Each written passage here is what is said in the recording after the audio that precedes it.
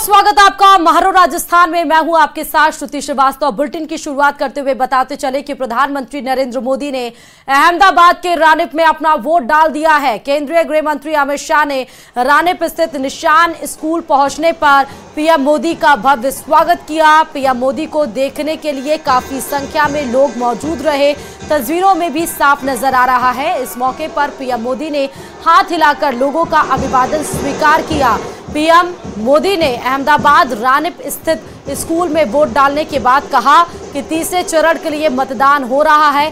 देशवासियों से अपील है कि वे बड़ी संख्या में मतदान करें। ये 5 तस्वीरें आपको टीवी स्क्रीन पर दिख रही होंगी। 2014 पहले लोकसभा की तस्वीरें, जहां पर वोट कास्ट करने के लिए पीएम मोदी गए हुए थे।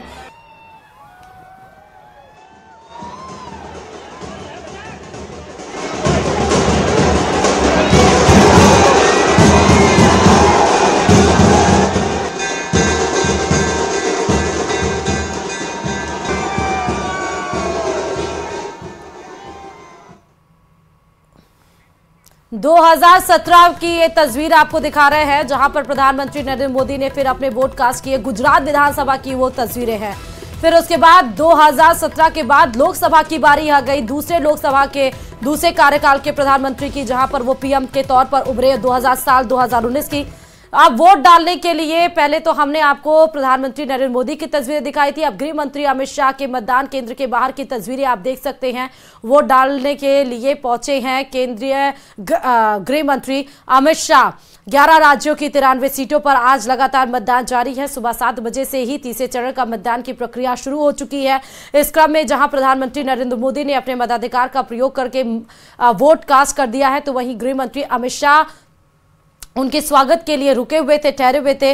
जब पीएम मोदी ने अपना वोट कास्ट कर दिया, उसके बाद गृह मंत्री अमित शाह वोट डालने के लिए अपने मतदान केंद्र पर पहुंचे हैं। फिलहाल यहां कुर्सी लेकर बैठे हैं, क्योंकि सामने कुछ वरिष्ठ लोग, जो कार्यकर्ता हैं, कुछ वरिष्ठ लोग भी नजर आ रहे हैं, जिनसे मुझे जहां तक तस्वीरों में समझ में आ रहा है कि 1 to 1 वो बात करेंगे, कुछ माहौल मिजाज समझेंगे, क्योंकि तमाम वरिष्ठ लोग से सामने नजर आ रहे हैं। और वो बात अलग है कि गृह मंत्री अमित शाह देश के बैठे हुए हैं, तो हर कोई ये चाह रहा होगा कि फोटो के जरिए वो खींच लें। तमाम लोग सेल्फी ले रहे हैं, सोशल मीडिया का जमाना है। तमाम लोग अभी फटाफट अपने सोशल मीडिया हैंडल पे इस फोटो को शेयर भी करेंगे। लेकिन गृह मंत्री अमित शाह मतदान केंद्र के बाहर की तस्वीरें, जहां पर नारायणपुरा इलाके में वोट डालने के लिए गृह मंत्री अमित शाह अहमदाबाद में पहुंचे हुए हैं। नारायणपुरा में अपने मताधिकार का प्रयोग वोट डालेंगे शाह। उसके पहले आपको बताते हैं कि इस बार चुनावी मैदान में है, और तीसरे चरण में ही गांधीनगर से इस बार भी चुनावी मैदान में है। 2019 में अहमदाबाद से जहां जीत दर्ज करके गए थे, तो वहीं आप कांग्रेस के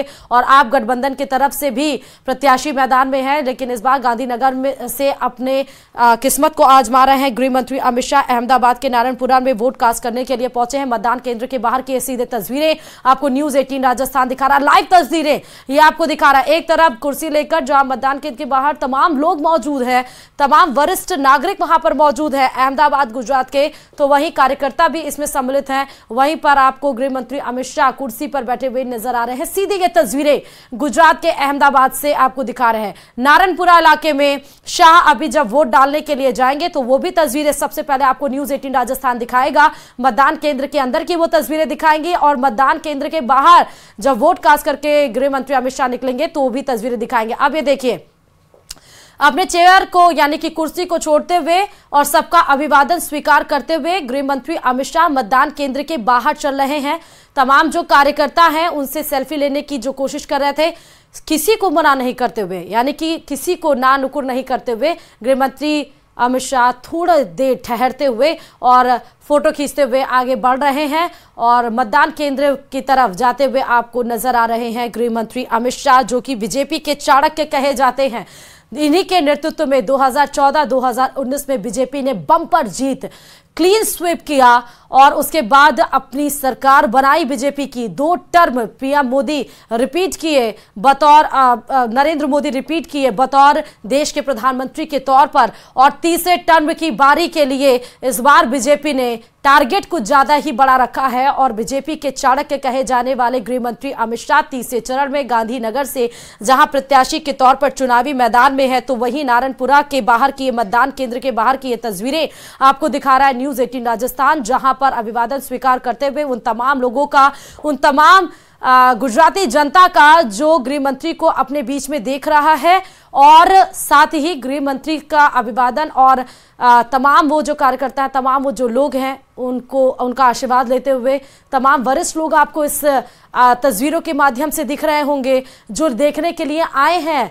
क्योंकि अपने लोगों के बीच में जब इतनी बड़ी हस्ती, जो अपने लोगों के बीच में जिसको देखते हो वो इतनी बड़ी हस्ती बन जाए और बीच में जब पहुंचे तो वो अलग ही उत्साह होता है। फिलहाल नारायणपुरा के मतदान केंद्र पर ये आगे बढ़ते हुए मतदान केंद्र के बाहर की सीधे तस्वीरें आपको सामने दिख रही हैं, जो कि हल्के पीले कलर में मतदान केंद्र है, जहां सबसे पहले देखिए कि सिक्योरिटी पहुंच गई है, क्योंकि सिक्योरिटी के पुख्ता इंतजाम होने चाहिए। देश के गृह मंत्री अपने मताधिकार का प्रयोग करने के लिए आगे बढ़े हैं। तो अब आगे निकलते हुए ये आपको सीधे तस्वीरें, अब आपको ये तस्वीरें हम दिखा रहे हैं जो कि गुजरात में, जहां पर गृह मंत्री अमित शाह जब प्रधानमंत्री नरेंद्र मोदी के साथ थे, जब वो अपने मताधिकार का प्रयोग करने के लिए आए हुए थे। फिलहाल ये सीधे तस्वीरें गुजरात से आपको दिखा रहा है न्यूज 18 राजस्थान। आपको बताते चले कि इस बार भी 2019 में जहां अहमदाबाद से जीत दर्ज की थी गृह मंत्री अमित शाह ने, तो वहीं इस बार भी चुनावी मैदान में है गांधीनगर से देश के गृह मंत्री अमित शाह। बताते चले कि उन्होंने यानी कि पहली बार जब जीता था तो वो उपचुनाव के जरिए ही राजनीति में जीत दर्ज की थी गृह मंत्री अमित शाह ने। मेहसाणा सीट से जनसंघ के टिकट पर चुनावी मैदान में उतरे थे और उतरी सरदार वल्लभ भाई पटेल की बेटी मणिबेन पटेल के लिए कई गलियों में पोस्टर और स्टिकर भी चिपकाए थे। 16 साल की उम्र में गृह मंत्री अमित शाह राष्ट्रीय स्वयंसेवक संघ से जुड़ गए थे। 1982 में अखिल भारतीय विद्यार्थी परिषद की गुजरात इकाई के संयुक्त सचिव बने। और सभी भाई बहनों से मेरा निवेदन है कि अपना वोट जरूर डालें, मतदान जरूर करें। Thank you sir, thank you sir. तो आप ये पूर्व मुख्यमंत्री शिवराज सिंह चौहान को मध्य प्रदेश से सुन रहे थे। साझे तौर पर उन्होंने कहा कि आगे बढ़ चढ़कर सबसे पहले मतदान करें और मतदान जरूर करें। आगे बढ़ते हुए अमित शाह जी के बारे में बताते चले कि शाह आगे चलकर 1987 में बीजेपी के युवा मोर्चा से भी जुड़ गए। लाल कृष्ण आडवाणी 2009 में जब गांधीनगर सीट से चुनाव लड़ रहे थे तो अमित शाह ने चुनाव के प्रबंधन का दायित्व संभाला था, और उसी गांधीनगर सीट से जहां पर वो इस बार चुनावी मैदान में है जीत दर्ज करने के लिए।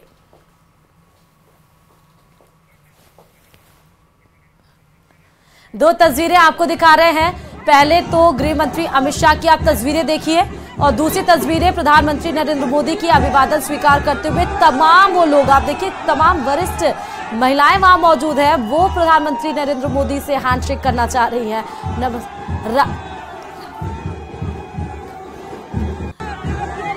तो वोट देने के बाद आप देख सकते हैं कि जो वरिष्ठ एक महिला है वो प्रधानमंत्री नरेंद्र मोदी के कलाई पर राखी बांधती हुई, धागा सूत्र बांधती हुई नजर आ रही हैं। और तमाम लोग जो जैसा प्रेम प्रकट कर पाता है वो जरिए से प्रेम प्रकट करता है, वो भी वो तस्वीरें के माध्यम से दिखाई पड़ रहा है। तो वोट कास्ट करने के बाद प्रधानमंत्री नरेंद्र मोदी ने जब जनता से मुलाकात की, क्योंकि बैरिकेडिंग के उस पार सुबह सुबह जनता भी जग गई थी, उनको पता था कि पीएम आ रहे हैं मतदान केंद्र पर, तो एक झलक उनकी दिख जाए, उनसे रूबरू हो जाएं। और ये तस्वीरें बहुत अहम है, जहां पर कुछ देर के लिए प्रधानमंत्री उधर की तरफ गए और सीधे उनके कलाई पे एक रक्षा सूत्र एक बहन के तौर पर बांधा गया। और पहली तस्वीर आप समझिए गृह मंत्री अमित शाह की मतदान के रानपुरा में, जहां पर अभी मतदान केंद्र में पहुंचेंगे मताधिकार का प्रयोग करने के लिए। और ये दोनों तस्वीरें बहुत अहम इस समय की। पीएम मोदी की ये अद्भुत तस्वीर आप देखिए, वात्सल्य प्रेम इस तस्वीर से नजर आ रहा है प्रधानमंत्री नरेंद्र मोदी का। कितने प्यार से वो मासूम बच्चे को गोद में लेके जिस तरह से खिला रहे हैं, ये वात्सल्य प्रेम की ये जो तस्वीर है वो अद्भुत है। वो शब्दों के जरिए बयान नहीं की जा सकती है। और उनके माता पिता के चेहरे पर खुशी आप देख सकते हैं कि क्या कोई पीएम के तौर पर जब मतदान अपना करने के लिए जा रहा हो, उस समय भी आप सोचिए कि पीएम मोदी जनता से कितना प्रेम, उनका जो प्रेम है वो कितना है। और बच्चों से प्रेम तो हम हर साल देखते आए हैं, जब 15 अगस्त में हम देखते हैं, लेकिन अभी मतदान केंद्र के बाहर की ये तस्वीर ये सबसे अलग है, बिल्कुल ही अलग वानगी के तौर पर यह प्रस्तुत की गई है। चलिए खबरों में आगे बढ़ते बताते चले कि लोकसभा चुनाव से जुड़ी इस वक्त की बड़ी खबर यह है कि हरीश चौधरी पंजाब के ऑब्जर्वर बनाए गए हैं और वहीं सचिन पायलट भी दिल्ली नॉर्थ ईस्ट के ऑब्जर्वर बनाए गए हैं। सीपी जोशी बनाए गए हैं चांदनी चौक के ऑब्जर्वर, तो वीरेंद्र चौधरी बनाए गए हैं दिल्ली नॉर्थ वेस्ट के ऑब्जर्वर।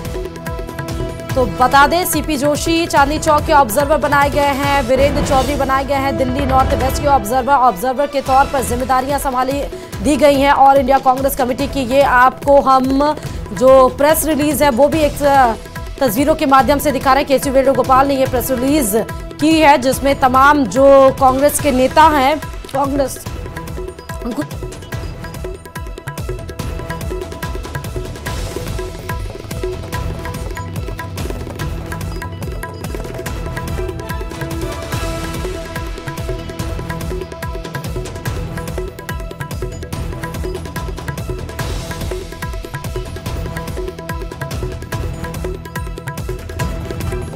तो आपको फिर से नाम बताते हैं। सीपी जोशी जहां चांदनी चौक के ऑब्जर्वर बनाए गए हैं, वहीं वीरेंद्र चौधरी बनाए गए हैं दिल्ली नॉर्थ वेस्ट के ऑब्जर्वर।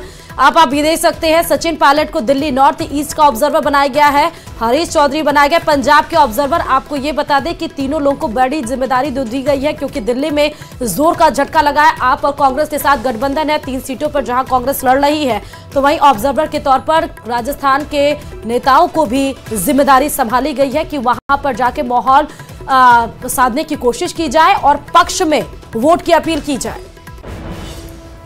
चलिए दक्षिण कश्मीर से खबर है जहां के कुलगाम में सुरक्षा बल और आतंकवादियों के बीच मुठभेड़ चल रही है।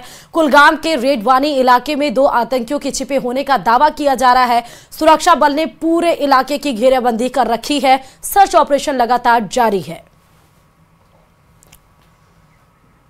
तो कश्मीर के कुलगाम की ये तस्वीरें आप देख सकते हैं, आतंकियों और सुरक्षा बलों के बीच मुठभेड़ जारी है। जहां आप पहले ही खबर आई थी कि काफिले पे हमला किया गया था जिसमें 1 हमारे जवान शहीद हो गए थे, 4 जवान घायल बताए जा रहे थे। उसके बाद ही सर्च अभियान लगातार जारी किया जा रहा है।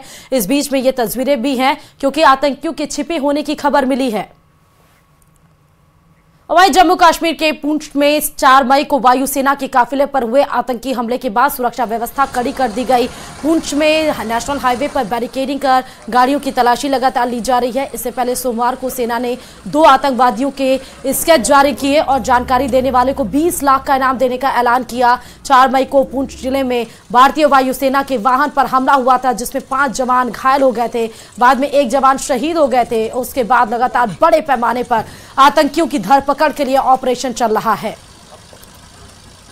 तो ना सिर्फ कुलगाम बल्कि पुंछ की भी ये तस्वीरें आपको दिखा रहे हैं।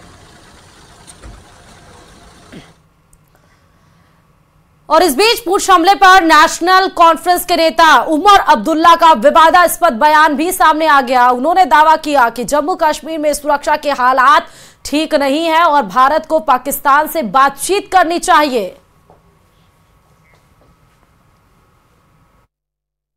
नेशनल कॉन्फ्रेंस की क़यादत हमारी पार्टी का हमेशा से ये मौक़िफ़ रहा है कि मसले जो हैं वो बातचीत के ज़रिए हल होंगे। हम बार बार ये कहते हैं कि और कोई नहीं तो कम से कम जिस साबका वज़ीर आज़म को इसी हुकूमत ने भारत रत्न से नवाजा, उनकी बात याद करिए। अटल बिहारी वाजपेयी साहब ने क्या कहा, हम दोस्त बदल सकते हैं, पड़ोसी बदल नहीं सकते। पाकिस्तान हमारा पड़ोसी था, है और रहेगा। जहां तक बातचीत की अगर हम बात करें, उसके लिए माहौल तैयार करना होगा और ये दोनों मुल्कों की जिम्मेदारी है।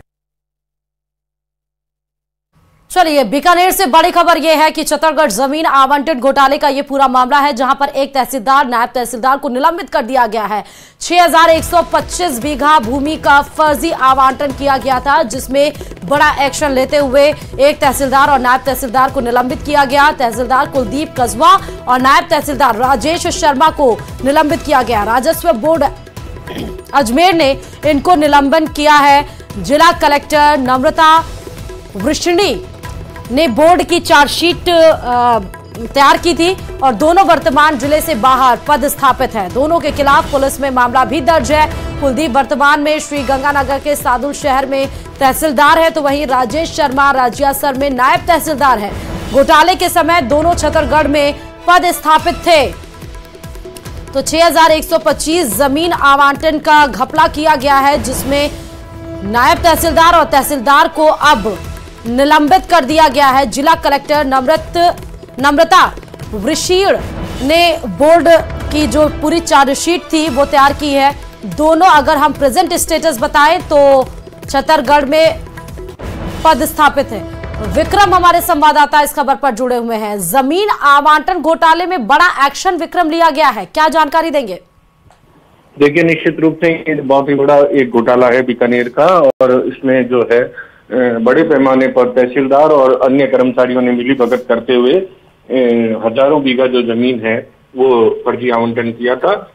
और इसमें अभी एक बड़ी कार्रवाई हुई है और तहसीलदार और एक नायब तहसीलदार को निलंबित किया गया है राजस्व बोर्ड की तरफ से। इसके अलावा मैं आपको बताऊं कि बीकानेर में जो इस दरमियान जो कर्मचारी पदाधिकारी थे उनके खिलाफ भी पुलिस में मामला किया गया है, और उसके साथ जिन लोगों को ये जमीन आवंटित की गई थी उनके खिलाफ भी मामला दर्ज किया गया है और पूरी जांच की जा रही है। और सीएस लेवल पर ये पूरी जांच चल रही है। और इसमें जो निवर्तमान कलेक्टर थे ठीक है, बहुत बहुत शुक्रिया विक्रम तमाम जानकारी देने के लिए खबर पर। और खबरों में आगे बढ़ते बताते चले कि फर्जी एनओसी से ऑर्गन ट्रांसप्लांट मामले में RUHS VC doctor Sudhir Bhandari की मुश्किलें अब बढ़ने वाली हैं। डॉक्टर भंडारी द्वारा इस्तीफा नहीं देने पर राज्य सरकार ने सख्त रूप अपनाते हुए उन्हें बर्खास्त करने का मन बना लिया है। चिकित्सा मंत्री गजेंद्र सिंह खींवसर ने कहा कि इस मामले में डॉक्टर सुधीर भंडारी के सभी कारनामों की जांच होगी। उन्होंने ये भी कहा कि डॉक्टर भंडारी के सभी मामलों को तथ्यों के साथ राज्यपाल के समक्ष पेश किया जाएगा और वीसी के पद से बर्खास्तगी की कार्रवाई अमल में लाई जाएगी। इससे पहले राज्य सरकार द्वारा डॉक्टर भंडारी को सोटो के चेयरमैन पद से भी हटा दिया गया था। वहीं एसएमएस के अधीक्षक डॉक्टर अचल शर्मा और प्रिंसिपल डॉक्टर राजीव बगरहट्टा का इस्तीफा भी स्वीकार कर लिया गया। चिकित्सा मंत्री गजेंद्र सिंह खींवसर ने कहा कि ऑर्गन ट्रांसप्लांट मामले की पूरी जांच होगी। अभी तक इस्तीफा नहीं दिया, तो उनकी पूरी इंक्वायरी हो रही है। उनके जितने भी कारनामे, जो भी उनके कॉरेस्पॉन्डेंस और इनके जो वीडियो क्लिप्स को देखकर, और सोटो के चेयरमैन से इनको हटा दिया है। ये कहते हैं मैं सोटो का चेयरमैन था ही नहीं। हमारे पास पूरे दस्तावेज है। ये सितंबर 2023 तक टेबल पे बैठकर अपना प्लेकार्ड चेयरमैन सोटो के नाम से ये सब सर्टिफिकेट्स इन्होंने बच्चों को दिए, जिसके अंदर तारीख भी लिखी हुई है और इनका नाम भी लिखा हुआ है।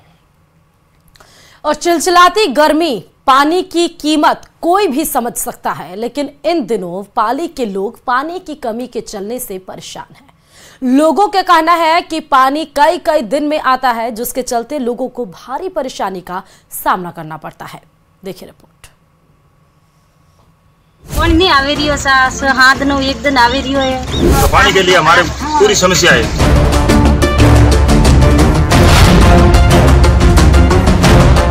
ये है पाली जिले का रोहट उपखंड, जहां पानी की किल्लत कितनी बड़ी है ये तस्वीरों से अंदाजा लगाया जा सकता है। बढ़ती गर्मी के साथ ही कई गांवों में जल संकट गहराने लगा है, लेकिन भूंडावास ग्राम पंचायत के सेदरिया गांव के हालात और भी खराब हैं। गांव में पानी 10 से 15 दिन में एक बार आ रहा है, जिसके चलते गांव में पानी की आपूर्ति के लिए मंगाई जा रही पानी की टंकी पर लोगों की भारी भीड़ इकट्ठा हो जाती है। हमारे पानी 7-8 दिनों से आता है जियालार में, और तालाब का पानी बिल्कुल गंदा है, खराब है। और सरपंच साहब को कभी बार बताया कि पानी हमारे को समय पर दिया, जो पशु मवेशी पानी नहीं पी रहे थे, बहुत पानी के लिए परेशान। अभी लाइन है तो वो भी आज नहीं आई, बाकी सब गाँव में लाइन आ गई, हमारे गाँव में लाइन नहीं आई पानी की, तो पानी के लिए हमारे पूरी समस्या है। गर्मियों की शुरुआत में हालात इतने खराब हैं, ऐसे में आने वाले दिनों में ये समस्या और ज्यादा बढ़ सकती है। पानी तकलीफ है, पब्लिक तरह मरी रही है, तालाब में पानी खराब है, लैंड कदी तो आवे गाड़ी कितनी पब्लिक मरी रही, पानी नहीं आवे रियो सा हाथ नो एक दिन आवे रियो है। घणी सरपंच ने अतला दोहरिया, उप सरपंच में अतला दोहरिया, तो भी लैंड ही नहीं आई है अभी तक हाल फिलहाल। आने से सिद्धरे गांव में दुख गणो है, पानी को नहीं है सा। इंसानों के साथ साथ पशुओं का हाल भी बेहाल है। गांव वालों को पानी के लिए इधर उधर भटकना पड़ रहा है। खास बात यह है कि जल मिशन योजना के तहत गांव में पाइपलाइन बिछाई जानी थी, लेकिन कनेक्शन करना तो दूर, अभी तक गांव में पाइपलाइन ही नहीं बिछ पाई है। ऐसे में ग्रामीण पानी की टंकी पर निर्भर कर रहे हैं। पाली से न्यूज़ 18 राजस्थान के लिए श्यामलाल चौधरी की रिपोर्ट।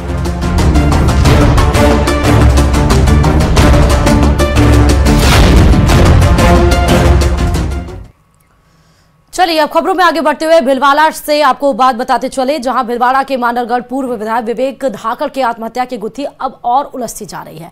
विवेक धाकड़ के बाद अब पूर्व विधायक विवेक धाकड़ की बेटी और उनकी पत्नी का वीडियो सोशल मीडिया पर वायरल हुआ है, जिसमें दोनों मां और बेटी ने पूर्व विधायक विवेक धाकड़ के मौत के मामले में निष्पक्ष जांच करने और पूर्व विधायक विवेक धाकड़ के पिता कन्हैयालाल धाकड़ पर मारपीट करने का आरोप लगाया। वहीं इसके बाद दोनों मां बेटी ने पुलिस अधीक्षक के समक्ष सक्षम एक रिपोर्ट भी पेश की है। एसपी ने उन्हें निष्पक्ष जांच का आश्वासन भी दिया है।